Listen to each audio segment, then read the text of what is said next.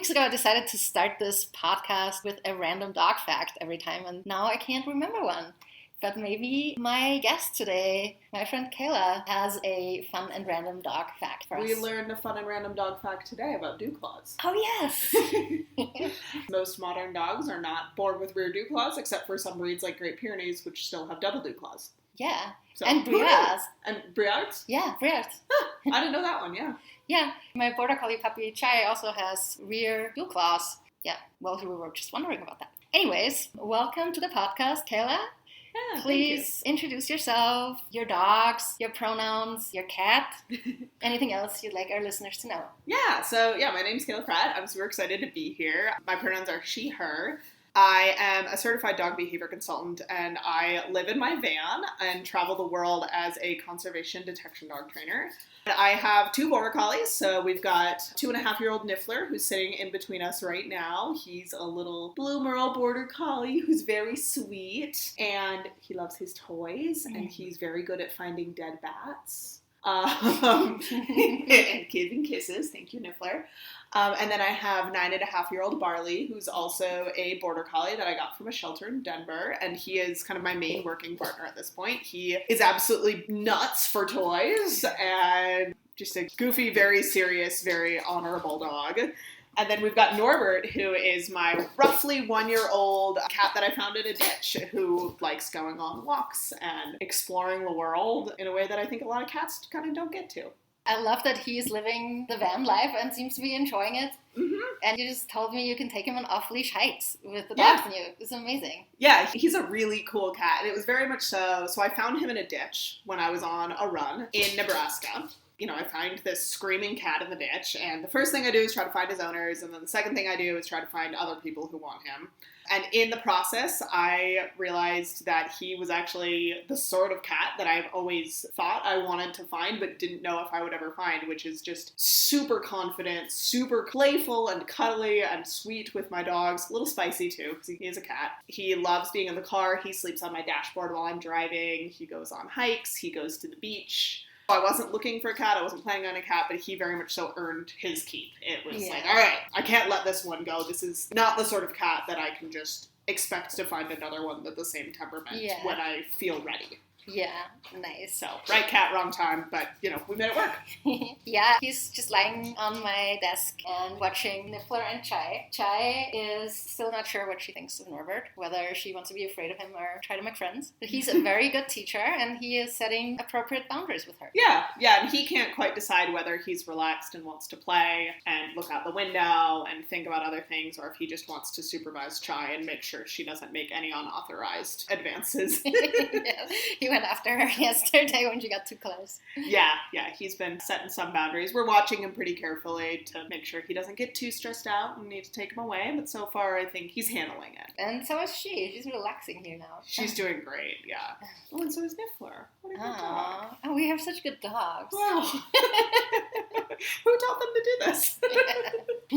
Well, the thing we wanted to talk about today, I want this podcast to be about living off the beaten track and dogs and dog training. And it is kind of rare that I get the opportunity to get both of those together. Yeah. And you are the perfect guest for that. You are living off the beaten track with dogs and a cat. Yeah. I just thought, let's talk about living life on our own terms and maybe not the way that the child raising manual told our parents that their kids will spend their adult lives. Yeah. And, well, it's funny. I think about this a lot. When I was a kid, I was a huge reader. And I remember at some point pulling books off of our bookshelf, trying to find something I hadn't read in the house yet, and finding the section of our bookshelf that were books that my parents were reading. Primarily my mom. My dad isn't a huge reader. And one of the books that I pulled off was something along the lines of raising strong, independent daughters. Oh. And I think about the fact that I found that book and that my mom had clearly read that book when I was probably 7 or 8 at this point. And I just think, like, wow, I don't know if she really knew exactly what she was getting in for, but she certainly succeeded. She did. Have you talked to her about this? Some. The other book that I remember, and this was actually a book they got for me to read, was a book called Girls Who Look Under Rocks. Oh, so they wanted you to become a biologist, which you did? Yeah, my dad is a conservation biologist. Yeah. And I was, as a very young child, was very outdoorsy. My first friend, quote unquote, was a toad that lived under our porch. Yeah. And yeah, I was just always really into bugs and creepy crawlies and those sorts of things. And this book, Girls Who Look Under Rocks, was all about Rachel Carson, Jane Goodall, Sylvia Earle, like these really famous female naturalists. And yeah, my parents definitely, it's funny because I actually think they did kind of shape me this way, but I don't know if even they quite knew what that was going to mean as far as where my life has gone, because I have lived a very non-traditional life so far.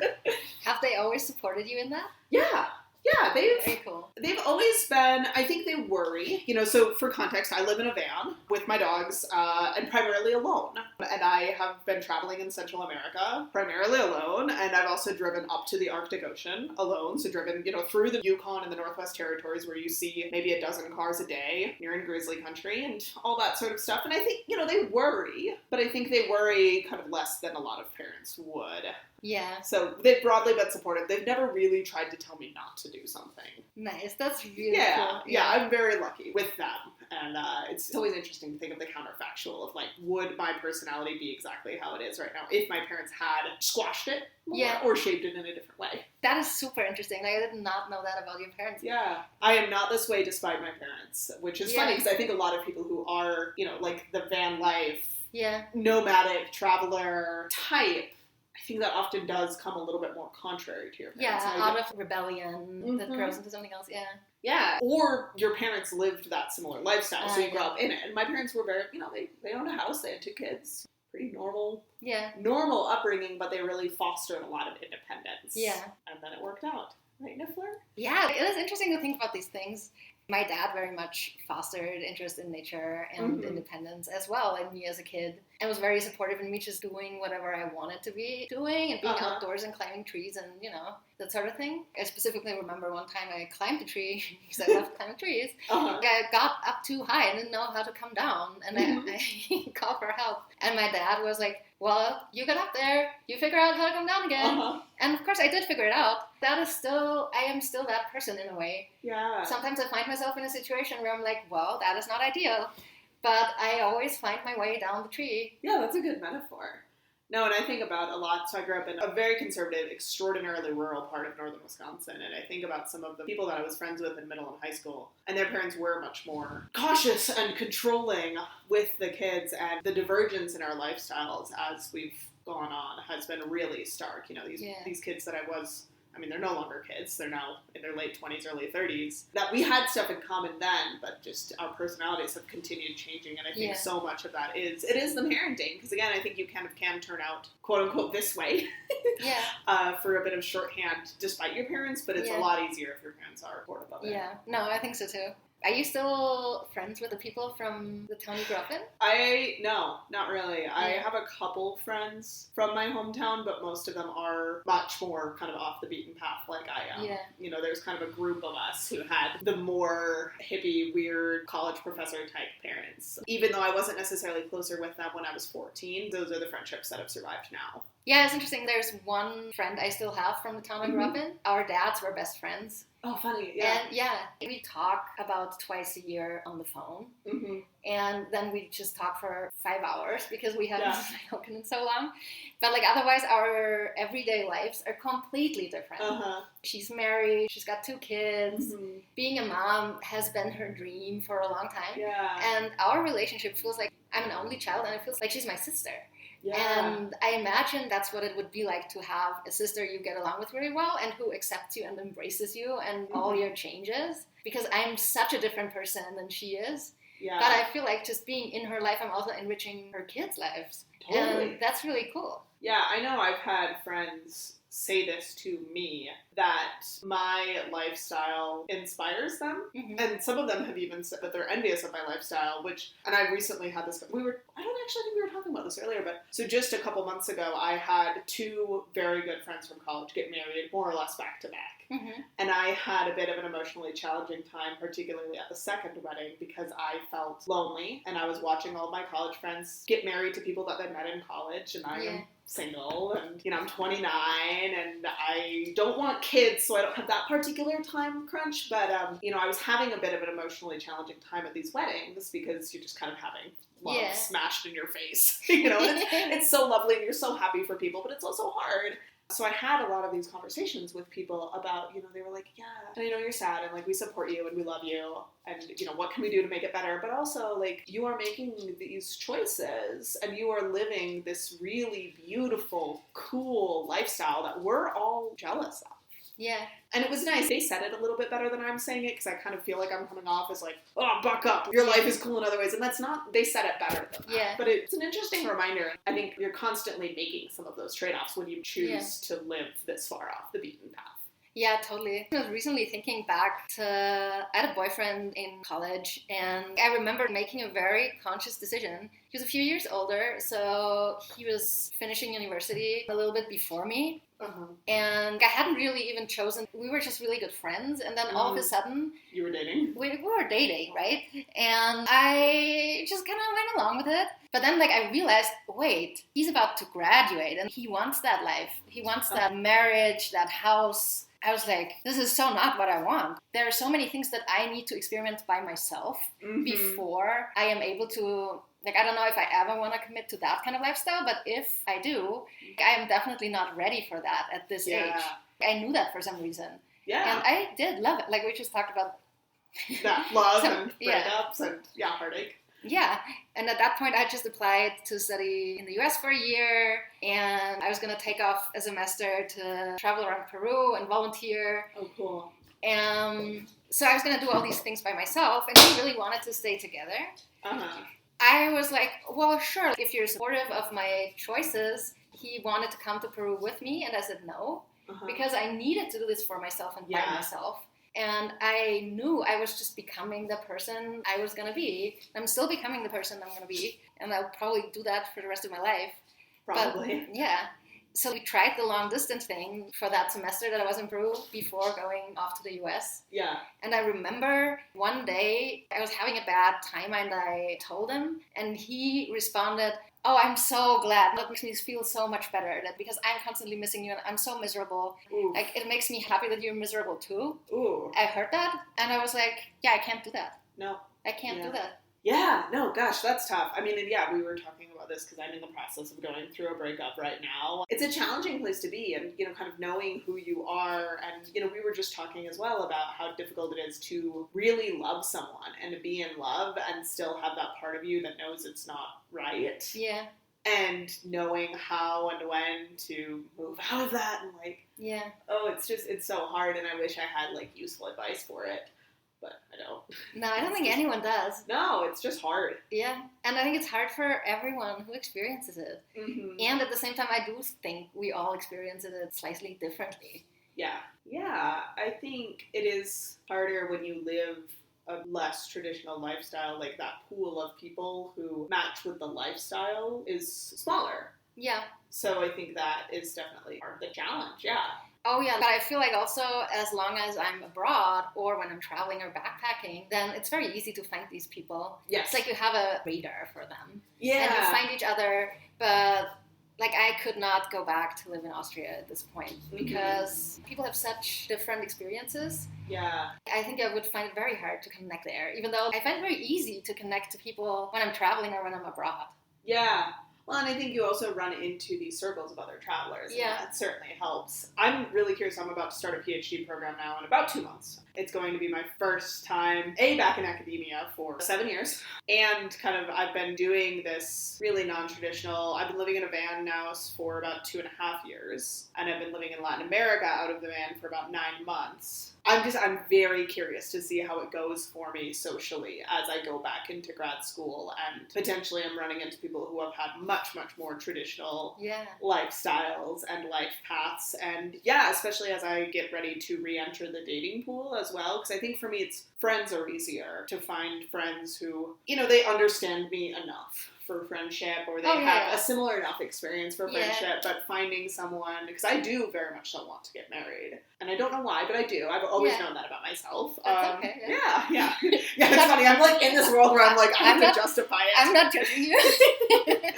But I think about it a lot for dating, as far as like, finding someone who gets it and finding someone who supports it. And, you know, I know coming into my PhD, I'll be spending 5 years where I have a home base, and I will be traveling a lot for field work because I'm in an ecology program. So I'm going to be going to Alaska. I'm going to be going to Central America. I'm going to be out and about a lot. I want someone who supports me in that. And I don't necessarily need someone who is going to do everything with me or have the exact same lifestyle, because that's actually, and that's something we should circle back to. But I don't necessarily want someone who's also just going to be like a house husband and is just like going to take care of my dogs while I travel and work an accounting job or something. Like, I wouldn't find that enriching or attractive, even if it might be logistically easier. I didn't expect this to turn into a dating conversation, but here we are.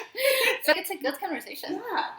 Part of the reason that once I was in Mexico, Guanajuato was getting just too dry for my taste and too cactusy. I wanted more trees and a little cooler, but also I wanted the dating pool of Mexico City. Right. Yeah, I remember that because we last met in November.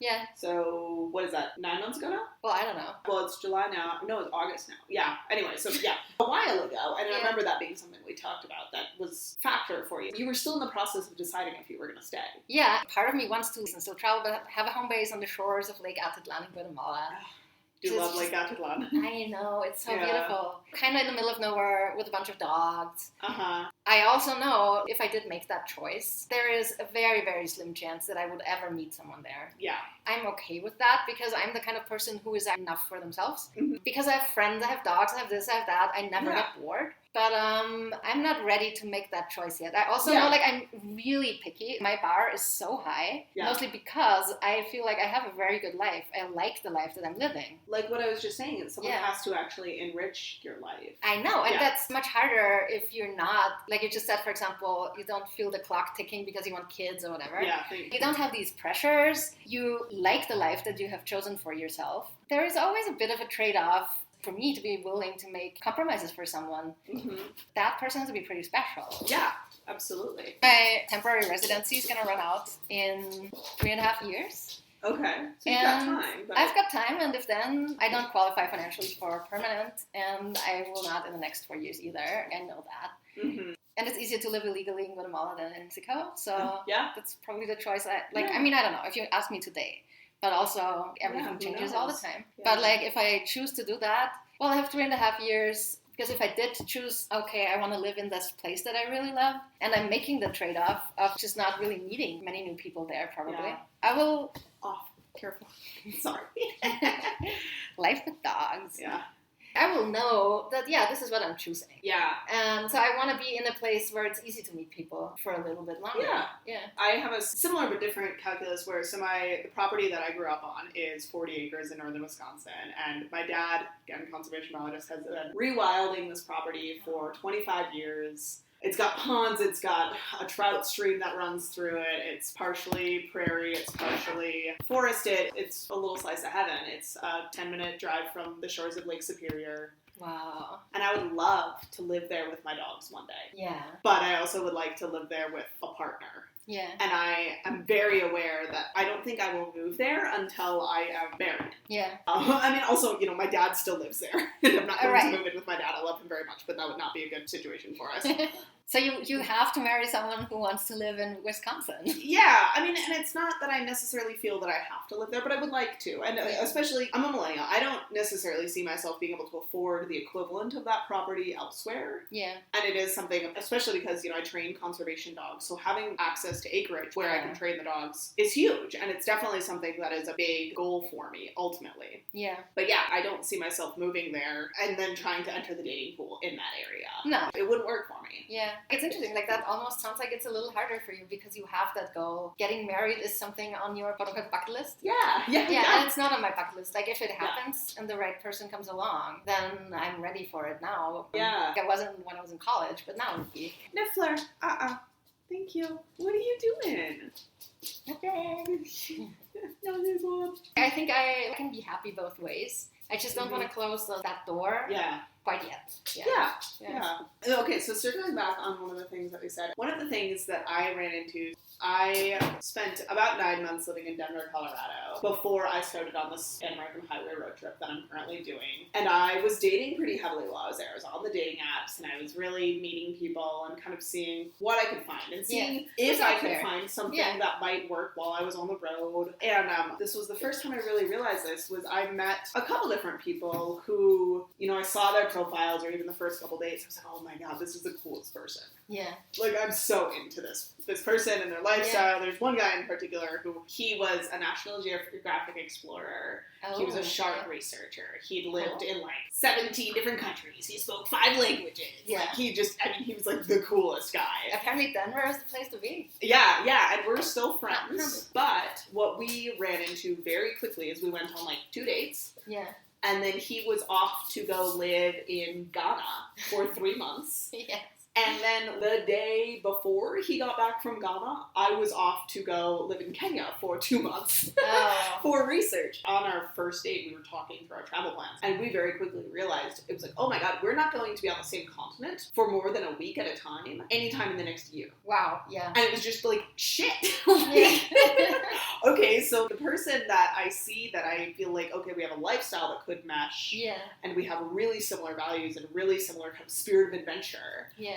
It would be so hard to build enough of a foundation in that relationship to get to the point where we could travel together. Because it would be kind of nuts for me to be like, we've been on 2 dates, I'll just come to Ghana with you. Right. You know? I mean...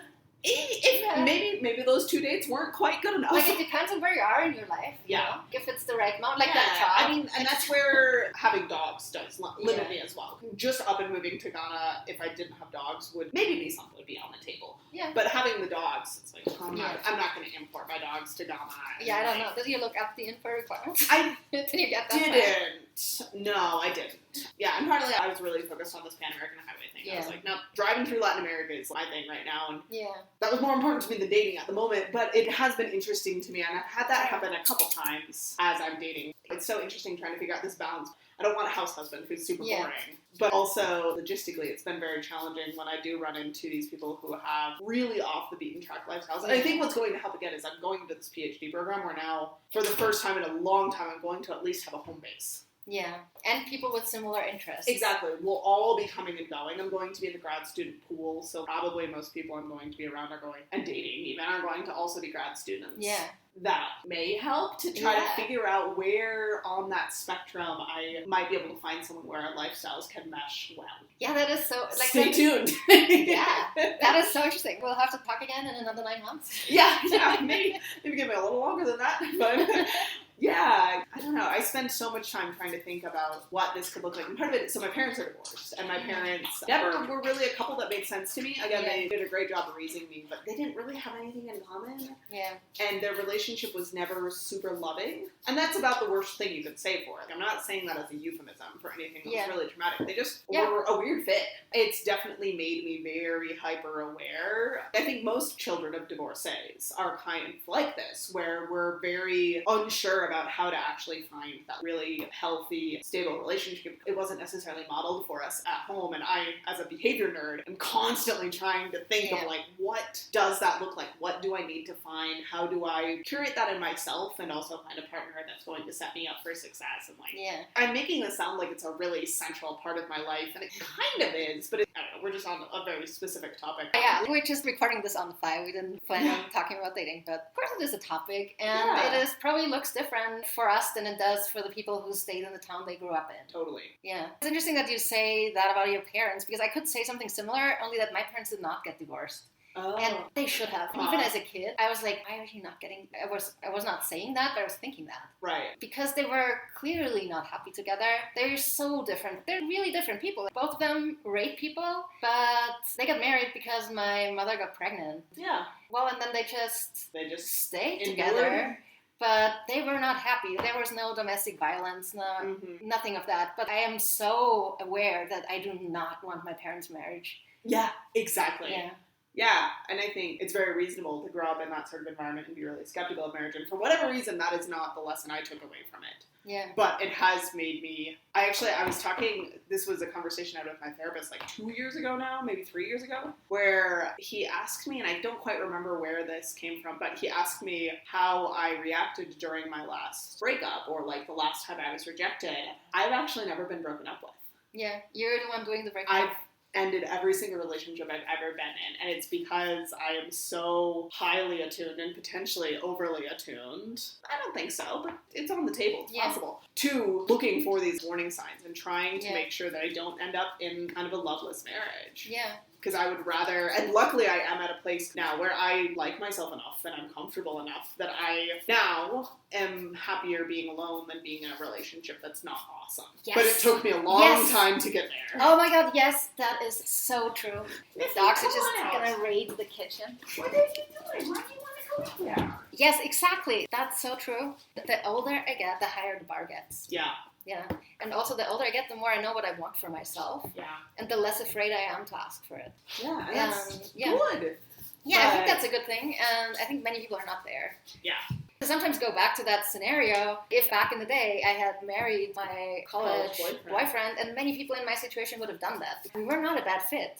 Yeah. The reason that I didn't was probably mostly because I knew about myself that I wasn't the person who wanted to commit to someone else yet. I wanted to commit to myself first. I was still discovering who I was. And for some reason I had the wisdom to not get caught up in it. Yeah. But I feel like many people actually would have done that, and I could have done that. I don't even remember what sparked that thought. You can probably hear the dogs playing now, rather than my voice.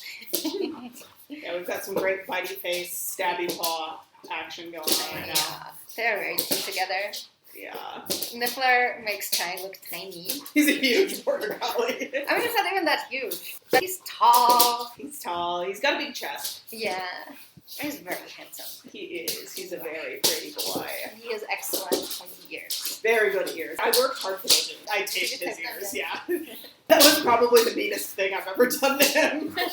He was very dramatic about it. I spent so much time figuring out how to tape ears and watching these YouTube videos and watching these puppies just accept this. That was not his experience. Did he try to get it off? He tried to get them off. We were pretty successful. So you use moleskin and liquid cement. And then you put Q-tips in between 2 layers of moleskin to kind of give it shape. At least this is specifically for border collie ears if you want them fully upright. Yeah. And we were pretty successful if he was totally post-puppy class, conked out. Yeah. We could get him in, and then he wouldn't necessarily notice when he woke up, and it would be okay, but if we tried to do it when he was awake, it was a big fight. I would say as a puppy and into teenagerhood, he had a low frustration tolerance, and he didn't have handling issues necessarily, but being behind crate gates and seeing stuff going on was always really challenging for him, and anything that he found upsetting, he was very vocal about. Oh, yeah. But it didn't last that long, and now his ears are very pretty. They're perfect, yeah. I think Chai is done teething now. Is that a correlation or causation? That the ears usually stay the way they are once the dog is done teething? I would guess that's correlation, but I don't know. Yeah. Her right ear wasn't sure what it was going to do, if it was going to be up or down. But now they're up, and I think she's done teething, so I'm hopeful that they will stay that way. I've thought about going down the YouTube, how to tape your border collie's ears, rabbit hole, and then I just decided against it. Yeah, and that right ear, it's still got a little bit more fluff to it. And it's funny, actually, Niffler, his right ear as well, when we go on trail runs, I can see that his right ear still wobbles more than the left. It almost never tips down. Actually, it doesn't. But even when we're just running, I spend a lot of miles behind my dogs, just staring at their gait, staring at their ears, whatever. Yeah. Because that's all I can really see. It wiggles more than the other. And it's totally fine. Nobody would even notice it. Even if I didn't take him into the confirmation ring, I don't think anyone would actually notice. But it is funny that it's still got a bit more give. Yeah, well, it's got a mind of its own. Yeah. Let me circle back to something completely different. Great. A while ago I was talking about Nomadland, which I'm sure you've seen. I actually haven't. Or read. No? No, I am the worst about watching movies. I haven't seen anything. The movies I watch is because I have friends who make me watch that movie. They're like, this movie, you gotta see this movie. Let's watch this movie together now, and then I watch the movie. Otherwise, I wouldn't be watching any movies. But hey. I've definitely gotten worse since living in a van, too, because I don't have consistent Wi-Fi, so I can't stream stuff. But I'm aware of the basic premise. Yeah. So anyway, this friend of mine, we watched a movie together, I don't know, when it came out. When was that? A couple years ago? Yeah, 2018, 2019. It was pre-pandemic at some point. Yeah, I feel like it was shortly pre-pandemic. Yeah. Anyway, somewhere in there. And then he had just read the book, so that's why it came up again. I haven't read the book, I've just seen the movie. But he said the book was way more depressing than the movie. And he found the movie very depressing too, and I kind of found the movie inspiring. Yeah. And that is so... there's a tense situation unfolding between Norbert and Chai. He's gonna beat you up. Yeah, you got it, Norby. Niffler, do you want to go rescue your kitty? Where's your kitty? He did such beautiful splitting behavior yesterday. Yeah, now he's totally forgotten who his kitty is. Yeah. Sometimes your head is full of cotton. She just tried to play ball. Yeah.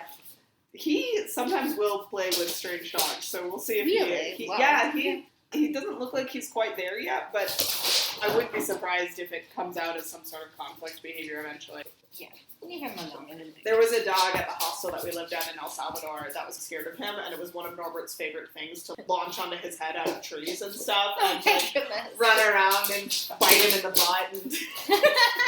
And the dogs that are more respectful / kind of scared of him are the ones that are more likely to get him to play with him.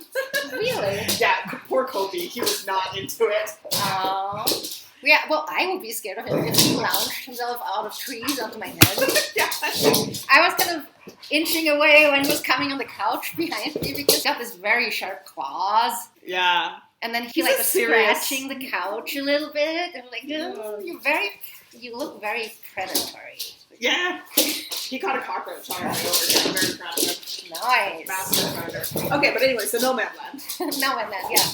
So my friend, who's from the US, thought it was a commentary on economic displacement. Yeah. And people being forced to live in their vans because they don't have any other choice. And just in their heads making it out as if it was their choice because that's how you make yourself feel better about the life that you have to live, not that you have chosen. I didn't interpret it that way, but of course it could be that too. Yeah. So I was really curious if you had seen it and what you thought about it. I haven't, but yeah, I've heard similar kind of assessments of it, and it's something I think about some. Yeah, and I was going to ask, what made you choose to try the van life? I mean, yeah, it was a little bit of that economic displacement, definitely, where it was like, well, I can't afford to buy a house, and even rent is high, but the big thing for me is it comes back to my job. As a conservation dog handler, a huge part of my lifestyle is traveling to field sites and working with researchers across the Americas at this point, and even occasionally flying elsewhere, but mostly the Americas right now. So once I was running my own nonprofit in the conservation dog world, I was like, well, I don't want to be paying rent somewhere for 6 months a year and that I'm not living. Yeah. I used to work at an organization called Working Dogs for Conservation, and they paid for my hotels when I was traveling, and I got a salary, so it was kind of okay that occasionally I would spend 2 months at a time not living in my apartment. But once I was running my own business and I had way less financial stability, the math wasn't mathing. Yeah. So instead, I chose to buy a van so that I had one $20,000 purchase. Yeah. That, assuming I was paying $1,000 a month for rent, would pay for itself in a little bit less than 2 years. But the big thing was then to travel to these field sites and not be paying double rent. Yeah. And I could bring everything with me. And actually, this happened recently. So my last field deployment, we were in California, just north of Santa Barbara, doing mountain lion, black bear, and bobcat surveys. And I booked a dog-friendly hotel on the internet. And I go to check in when I get there, and my room does not have a microwave or a refrigerator. Yeah. Living in the van and traveling to my field sites like that, I never run into that situation. Yeah. I always have my nice propane stove. I have my fridge. I have my spice cabinet. I have everything I own. I never forget any of my field gear. So that was a big part of it for me. And then it also facilitates this travel lifestyle. Yeah. So definitely part of it is that economic displacement. I definitely can't afford to have a house and travel the way that I travel. But I could have afforded to just have a slightly less cool lifestyle and had an apartment. Yeah. It is a really small space, and there are definite downsides. The reason I'm in Mexico City right now is because my house has engine trouble, which is a pretty frustrating situation to be in. Most houses don't have engine problems. Right, yeah. Mine does. Does that answer the question? Yeah, that's the part you're getting shipped is it for the engine? Yes, so my EGR valve is broken. Whatever that is. Yeah, it's a part of the air filtration system that basically it's an efficiency thing, so now we're in car talk. Oh my god, I should not have. I think it's cool. It takes the air that comes out of your engine and it pushes it back through for another cycle. Ah. And mine is getting stuck. Closed. So then my engine is running on really, really low oxygen and therefore low power. So I'll be like flooring it, trying to go up a hill and going like 20 miles an hour. Oh, yeah. And I'm always worried that I'm doing damage to the engine or something like that. I've taken the part out and cleaned it and put it back in, and that kind of helps, but it doesn't fix it, so it needs a new part. Yeah. Well, hopefully on Friday you will have Hopefully, yeah. I've been like opening Amazon every day, being like, it crossed the border today. Like, nice. Yeah, that is the nice thing about Amazon. You just like know, okay, it's there, it's on its way, it's being tracked. Yeah, I found the part through a Mexican website, and it was more expensive, and it was going to get here August 23rd. So is it the Mercado Libre? Yeah. Yeah, you find everything on Mercado Libre. Yeah, but it wasn't going to get here until August 23rd. We're recording on August 7th? 8th right now? 9th? 9th, yeah. August 9th. I have to look at it. So yeah, it was going to get here August 11th. The one that I ordered is getting here August 11th. And I'm kind of ready to go and get out of the city. I wouldn't have necessarily wanted to spend that long. Urban van life in particular is not very fun. Yeah. In a city this big where there's parking rules, and one of the things I love about living in a van is I can go park on some back dirt road or a camp spot or whatever it is, whether it's a legal official place or not. Yeah. And I can open my door and put Norbert on a 30-foot leash and let the dogs off leash, or maybe put them on leash, kind of depending on the situation, and just kind of use wherever I am as my backyard. Yeah. And I can't do that when I'm urban, and it is such a small space to be kind of cooped up in 24/7 together. Yeah, imagine for the animals and for yourself. Yeah, and I think particularly if I just had one of the three animals, particularly I think it was just Norbert or just Barley, it's my older border collie, it wouldn't be quite so bad, but having three is a lot, and then also Niffler is 2.5, almost 3 years old. He's a working border collie. It's a lot to keep him happy in a space that small. You know, I'm aware of the ethics of keeping 3 animals in a space that small. Mm-hmm. If it's had a space. We were just talking about that the other day, You're embracing that, how do you put it? I don't know how, but it was something about, like kind of embracing the fact that sometimes my animals are going to be uncomfortable. Yeah. And I think that's something that, like, as a baby positive reinforcement trainer in particular, that was something that I was like... Oh, no, yeah. Yeah, no pain, no stress, no frustration. Only R+. Only R+. Good vibes only, you know? Yeah, totally, yeah. Oh my god, yeah. Is that... Like, that's on some of these dating profiles. Oh, no. At least on the Spanish ones. Solo buenas vibras. And when I said it, I left. Yeah, no. I was totally that way. I remember when I had just started doing this professionally and leaving my other jobs behind. I was getting a haircut. I was having a conversation with the person cutting my hair, who was into C7 Lounge. Now I would just let the person say their thing and nod and let them finish my hair and be out of there. But of course, I totally wanted to convince this person why there were other different and scientifically and ethically speaking superior methods of training dogs. It felt really important. Yeah. And now I'm like, I mean, whatever. If you don't want to learn what I have to teach, that's fine with me. Yeah. Yeah. Yeah, no, exactly. And also I'm aware that there are so many ways of getting a behavior, and I choose the way I want to get it, and you can choose the way you want to get it, and that's fine. Yeah. It doesn't have to be a one-size-fits-all solution. Yeah, I don't feel the need to evangelize as much as I used to. Yeah. And I think a huge part of that has also been realizing how aversive that experience is for me, trying to go into these conversations. Yeah. It's a long road to kind of figure out how to balance that and take care of yourself, honestly, because when people aren't inviting that conversation, I find it very rarely goes well. So No, it doesn't, because you're stressing yourself and them out by you're giving them unsolicited advice, and I hate when people give me unsolicited advice. So, like, why would I give it? And also, by now I've gotten to know more balanced trainers who I really, really respect and I'm learning from. And initially, our dogs are falling asleep next to each other. It's very cute. Niffler is almost touching Chai in the face. Aww. I'm learning from them, and in the very intense, positive reinforcement-only community, the most acceptance that you get is like, oh yes, we invite the balanced trainers into quote-unquote our territory because they can learn from us. Right. And we're so open that we want to share our superiority with them, right? God, it feels like that's the underlying current there.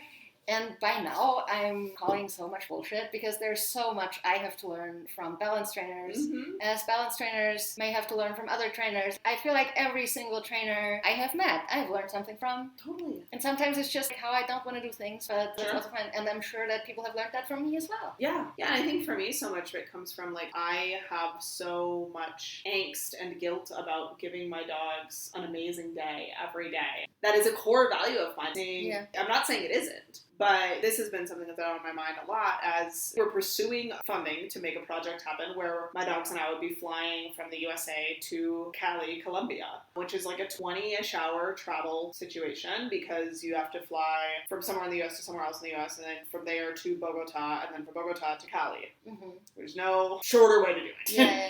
And thinking about putting my dogs under the belly of the plane and flying that long, and I've never flown with my dogs before. And I'm anxious about it. I've been having to really try to get myself used to the idea that I think my dogs are resilient enough that that will be a bad day for them. And they won't have a great time, but they will come out of it okay. And it is not so terrible of a day that I'm unwilling to do it. Yeah. I think a lot of people in the positive reinforcement world are kind of uncomfortable with making that decision of when to know that you're putting your dog in a situation that they might not enjoy. Or your cat, we were talking about this as well with Norbert, like, do we need to remove him from your apartment to give him a break from Chai? And, I'm kind of watching him and I'm like, yeah, he's not, now he's relaxed, but he's not having a great time right now, but I think he's handling the stress. And I think this is a learning experience for both of them. And we even made a joke about, like, there should be another word for enrichment. That's not necessarily, like, this isn't, like, good for Norbert, but it broke up the monotony of the day. And he was exhausted last night. Really? After we spent a couple hours here. And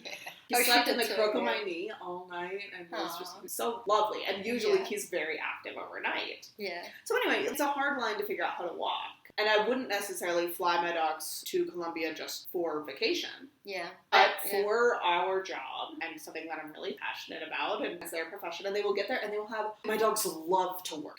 Yeah. And I think if I could ask them, hey, are you willing to stuff yourself in a crate in the underbelly of a plane for 20 hours in order to go do 6 weeks of playing your favorite game in the high alpine of this place? Do you want to go? I feel pretty confident they would say yes to that. And I think that's maybe part of how I try to think about this discomfort. If I could explain this to them, do I feel like they would choose this? Yeah. Even if it's uncomfortable. And there's no way of knowing in most situations. No, in the end it comes down to us and who we are as people. Yeah. Because you would say yes to it. Yeah. You would go under the belly of the plane for 20 hours. Totally. Yeah, and I try really hard to make sure that I'm selecting my dog for this line of work that would make that choice. Yes. And then I also try to put in the training and the socialization and whatever, to make sure that that isn't going to be horribly traumatizing for them. Yeah.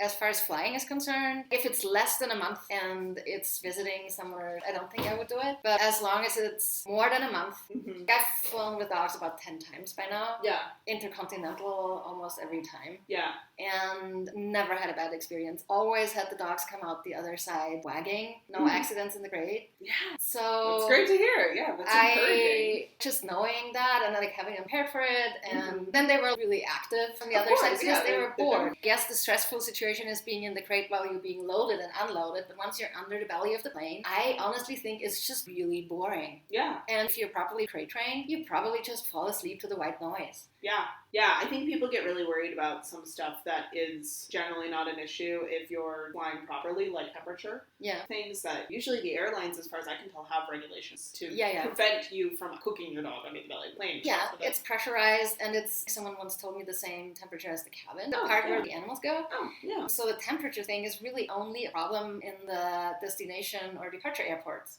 For example, there's a cutoff temperature for airports. Many flights from Latin America to the US go into Miami, and that's often a concern because they have the cutoff temperature. But the cutoff temperature is for Miami because of the loading, unloading. The loading, unloading situation. Once they're on the plane, they're fine. Yeah. But the loading, unloading, they may be sitting there for a little bit and be out of water. Yeah. There's no shade. But if you're flying from a cooler place into Bogota, which is also cooler, you already know that's not going to be an issue. Right. I was thinking we'd probably try to do a red eye. Yeah. We'd probably take off either from Miami or Texas to get to Bogota. Yeah. It'll probably be Niffler who's flying with me for this project, just because Barley is going to be getting close enough to retirement that he probably won't be the dog that comes. Yeah. And what I'm actually thinking about doing is Niffler and I also compete in ski joring. Oh. And Cool. I have a big ski race every year in February that I go home to Wisconsin for. And now that I'm moving to Oregon, it is a 35-hour drive from Oregon to Wisconsin. So for the first time ever, I'm not going to be driving home for the ski race. I'm going to be flying. Yeah. So I think what I'm going to do is I'm going to fly Niffler for that ski race. My plan is to get him a direct flight from Portland to Minneapolis. Yeah. And do one 3-hour flight as a test run, and then I can pull him out and see how he did. Yeah. And then if he has a terrible experience, which I don't think he will, okay, then I'll reassess for Columbia plan. Yeah, that's kind of the plan I'm thinking through right now. I've been thinking of something very similar for Chai. I've got a friend who's Austrian and who's going to be in New York in October because her partner is from the US. They have an apartment there. And his mom lives there, and I think space in the apartment where I can stay. Oh, cool. She's been pushing me to come and meet them there, and it's a 4-hour direct flight from Mexico City. So I'm like, yeah, so that would be a perfect I could try that with Chai, Yeah. because Europe is way further. Right. And when I do go to Europe, I usually go for longer periods of time, so I bring the dogs. I also have to think about it. I'm trying not to spend money, and then there are things to spend money on. Yeah, exactly.